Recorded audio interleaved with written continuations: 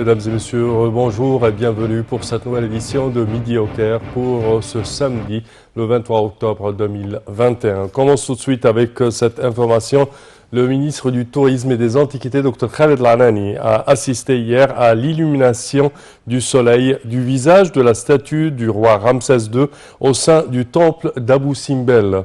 Cet événement international s'est déroulé en présence de 30 ambassadeurs ainsi que de représentants des pays de l'Amérique du Nord et du Sud, de l'Europe, de l'Afrique, de l'Asie, du monde arabe et des représentants de plusieurs agences de presse et des moyens de divers médias. Et pour plus de détails, voici un compte rendu. Le ministre du Tourisme et des Antiquités, Dr Khaled Al-Anani, a déclaré que les sites touristiques ainsi que les plages égyptiennes jouissent de la sécurité et la stabilité, affirmant que les environs et les hôtels appliquent les mesures de précaution nécessaires. Les propos de M. Khaled Al-Anani ont eu lieu à Abou Simbel, au gouvernorat d'Assouan, en présence de 30 ambassadeurs, leurs épouses, représentants des pays de l'Amérique du Nord et du Sud, l'Europe, l'Afrique, l'Asie, le monde arabe et des représentants de plusieurs agences de presse et des moyens de divers médias qui assistent à l'événement de la perpendicularisation du soleil sur le visage de Ramsès II, un phénomène historique qui se passe 2 fois par an. Le ministre du Tourisme a indiqué que le temple d'Abou Simbel est l'une des merveilles du monde, ajoutant que le tourisme égyptien attire les touristes par sa sécurité et sa stabilité. Il a souligné que tous les aéroports contiennent des appareils de garantie, alors que tous les sites touristiques jouissent du bon climat à travers toute l'année. Dr Al-Anani a également souligné que dès mercredi prochain, des lignes aériennes seront organisées de Sharm el-Sheikh vers Luxor, des liaisons de sites de la mer Rouge à la Méditerranée et de nouveaux réseaux routiers sont organisés à haut niveau et la présence de réseaux ferroviaires liant entre les villes et les sites touristiques à travers toute l'Égypte.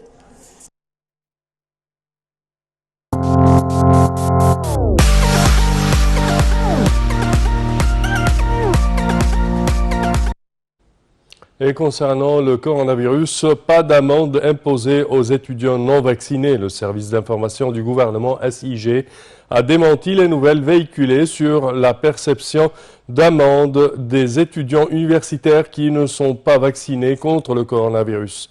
Dans un communiqué, le SIG a indiqué avoir communiqué avec le ministère de l'Enseignement supérieur et de la Recherche scientifique, qui a démenti ces nouvelles, ajoutant devoir interdire l'entrée dans le campus universitaire à moins qu'il n'y ait un certificat qui prouve la vaccination. Sinon, l'étudiant doit présenter un PCR chaque semaine. Le ministère a de même exhorté les étudiants qui n'ont pas été jusqu'ici vaccinés à le faire le plus vite possible. Le SIG a appelé les médias et les usagers des réseaux sociaux à faire preuve de précision et d'objectivité en publiant des informations et à contacter les parties concernées pour les vérifier.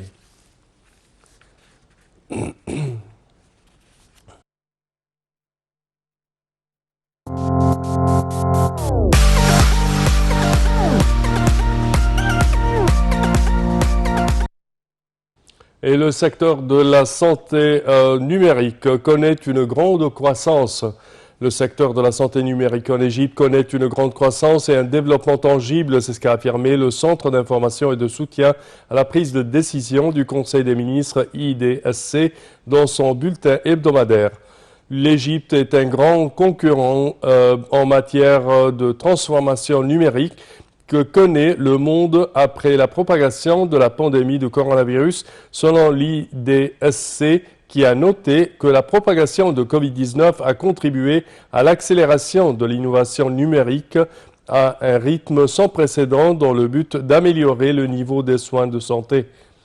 Et d'ajouter que l'Égypte cherche à lancer des investissements principaux dans le domaine de la santé numérique pour réduire les coûts et assurer les soins de santé efficaces à ses citoyens, notamment à la lumière des répercussions de la pandémie de coronavirus qui ont abouti à l'accélération de la transformation numérique dans le pays avec l'utilisation croissante des systèmes de suivi à distance.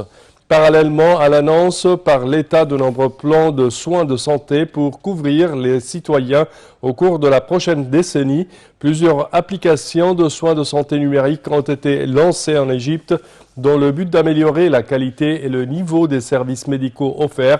C'est ce qu'a rappelé le Centre d'information et de soutien à la prise de décision.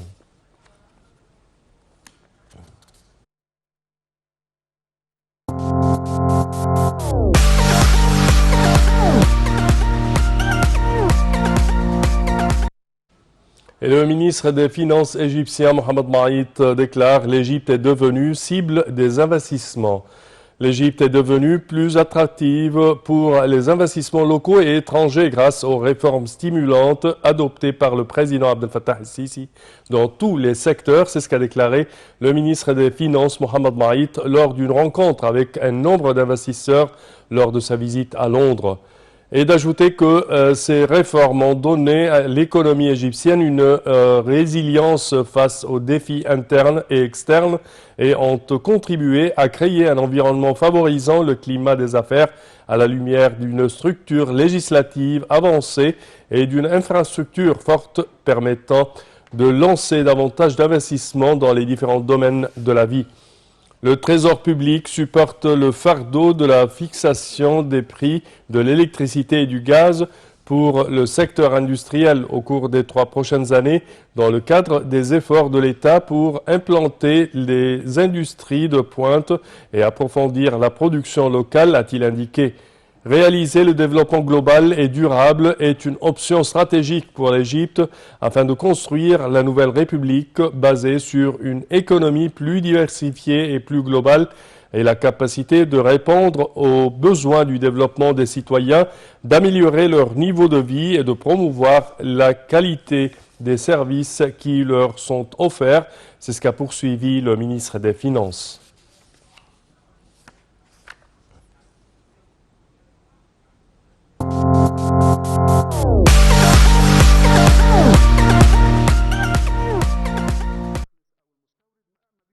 Concernant l'élaboration de la nouvelle stratégie du pays qui est discutée par la BERD.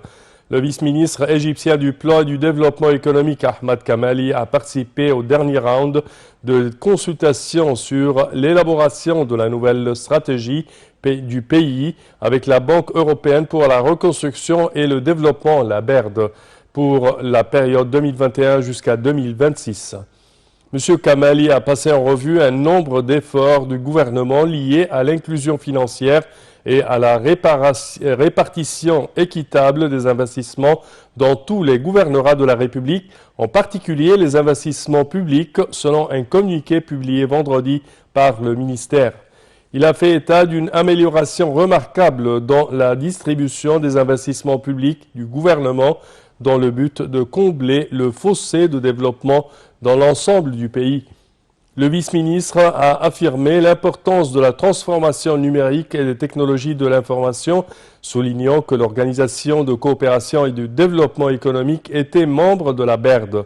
Il a jugé important le programme du pays entre l'Égypte et ladite organisation pour lequel un mémorandum d'entente sera signé à Paris entre le gouvernement égyptien et l'organisation.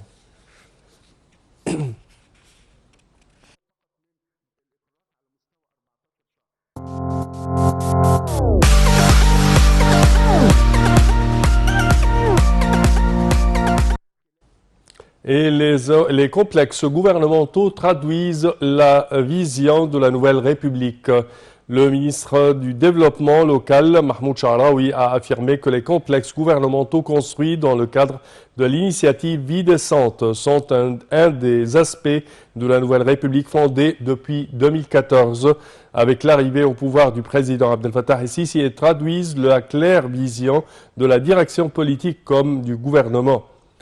Le ministre a fait point sur l'avancement du projet étant un des importants projets de développement local qui représente un bond sans précédent au niveau des services présentés aux citoyens dans la campagne égyptienne. Ces complexes sont considérés comme les unités réduites liées au gouvernement central qui s'apprête à déménager vers la nouvelle capitale administrative et aux institutions de la République. C'est ce qu'a déclaré M. Sha'raoui, précisant qu'il est prévu de construire 333 complexes de services dans les unités municipales bénéficiaires de l'initiative présidentielle.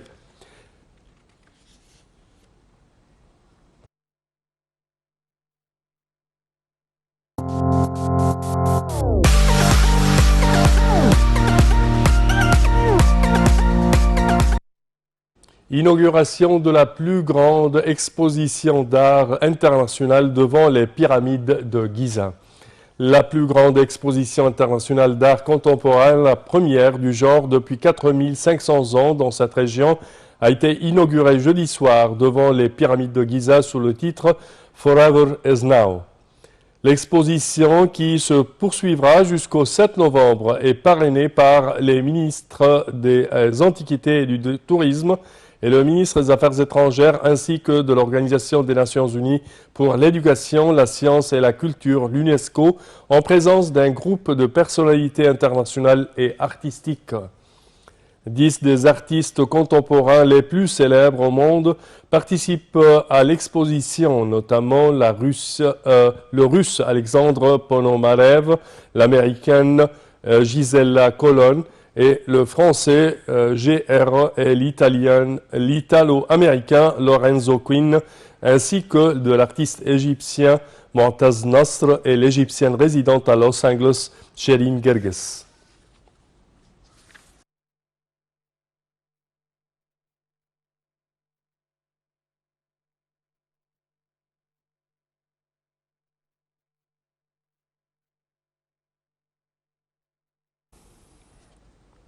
Et à présent, un compte rendu, chers téléspectateurs. Zamalek fait preuve de style hier pour écraser l'équipe kenyane de Tusker, 4-0 au stade de Bourg El Arab à Alexandrie, et se qualifier pour la phase des groupes de la Ligue des champions africaines.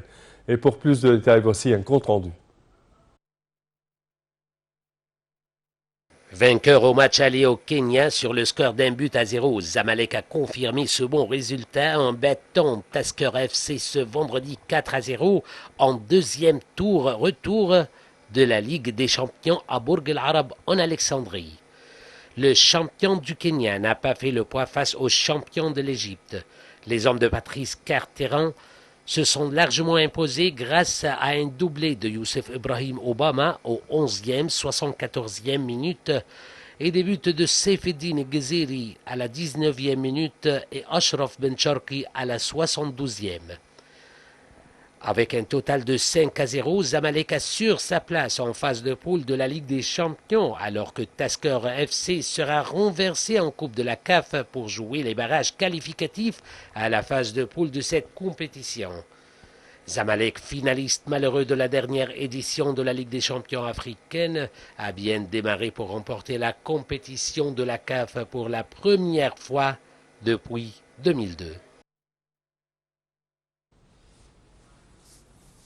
Et nous enchaînons, chers téléspectateurs, avec cette information concernant l'Ahli qui jouera aujourd'hui pour les Diables Rouges quand même d'Égypte ont poursuivi leurs préparatifs pour leur match face à l'US Gendarmerie de Niger dans le cadre du match retour du deuxième tour préliminaire de la Ligue des champions d'Afrique. Le choc de retour aura lieu au stade d'Al-Salam au Caire. L'Ahli, champion en titre de la Ligue des champions d'Afrique, avait fait un match nul 1-1 lors du match aller au Niger et espère remporter une victoire pour continuer son parcours vers le titre.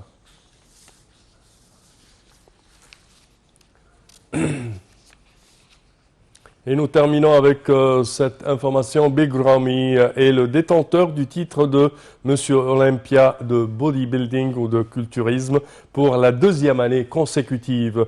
Le ministre de la Jeunesse et des Sports, Achraf Sobhi, a reçu dans son bureau le joueur de culturisme Mamdouh El Soubey, dit Big Ramy, qui a remporté le titre de champion de Mr. Olympia lors de l'édition 2021 pour la deuxième année consécutive qui s'est tenue à Orlando en Floride aux États-Unis.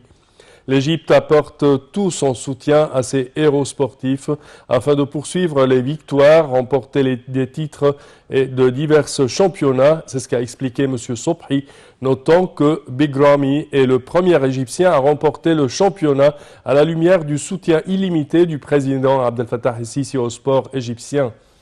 Pour sa part, le bodybuilder égyptien a remercié le ministre de la Jeunesse et des Sports pour son soutien qui a eu un grand impact sur sa stabilité psychologique et mentale, ainsi que sur son moral pour remporter le titre pour la deuxième année consécutive.